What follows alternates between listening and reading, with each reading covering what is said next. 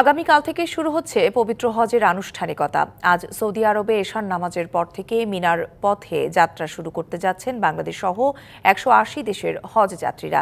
মক্কা থেকে বিস্তারিত জানাচ্ছেন আদিত্য আরাফাত। আমি আছি পবিত্র নগরী সৌদি আরবের মক্কায়।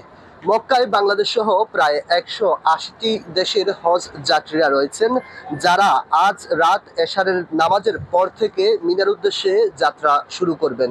৮ই জিলহজ চাপ পড়ে যাওয়ার কারণে আগের দিন রাত থেকেই এই যাত্রা শুরু হয়, অর্থাৎ আজকে রাত থেকে ইহরাম পরে অর্থাৎ সাদা কাপড় পরে হজ যাত্রীরা মিনার উদ্দেশ্যে রওনা দিবেন এবং আগামীকালকে জোহরের নামাজ সেখানে আদায় করবেন এবং সেটি একটি বাধ্যবাধকতা রয়েছে ধর্মীয়। এবং আগামী শনিবার অর্থাৎ পরশু শনিবার পবিত্র হজ এবং হজ অনুষ্ঠিত হবে এবং সে উপলক্ষে সৌদি আরবের হজ এবং উমরা মন্ত্রণালয় থেকে তারা জানিয়েছেন হজের আনুষ্ঠানিকতার জন্য তারা এরই মধ্যে সকল প্রস্তুতি সম্পন্ন করেছেন।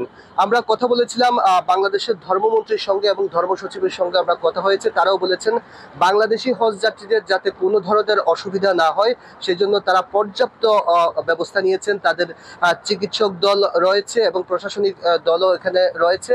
মক্কায় বাংলাদেশের যে হজ অফিস রয়েছে সেই হজ অফিস থেকে যারা হজে যাচ্ছেন, হজের মিনার উদ্দেশ্যে রওনা দিবেন, তাদেরকে বিশেষ কিছু প্রস্তুতি নেওয়ার জন্য বলা হয়েছে, যেমন সানগ্লাস, ছাতা এবং পর্যাপ্ত পানি পানের জন্য বলা হয়েছে এবং প্রয়োজনীয় যেসব ওষুধ সামগ্রী রয়েছে সেই ওষুধ সামগ্রীও নেওয়ার জন্য বলা হয়েছে। কারণ ইহরামের কাপড় পরে সেখানে ৪ থেকে ৫ দিন অবস্থান করতে হবে মিনায়, আরাফার ময়দান এবং মুজদালিফায়।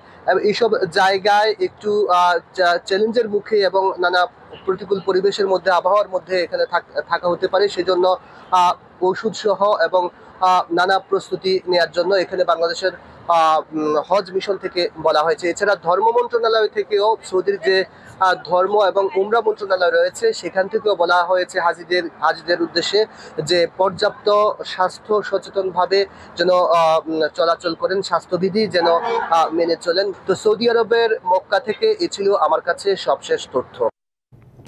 নগদে ৫০০ টাকা বা তার বেশি পেমেন্টে পেতে পারেন ঢাকায় জমিসহ ২০ কোটি টাকার পুরস্কার।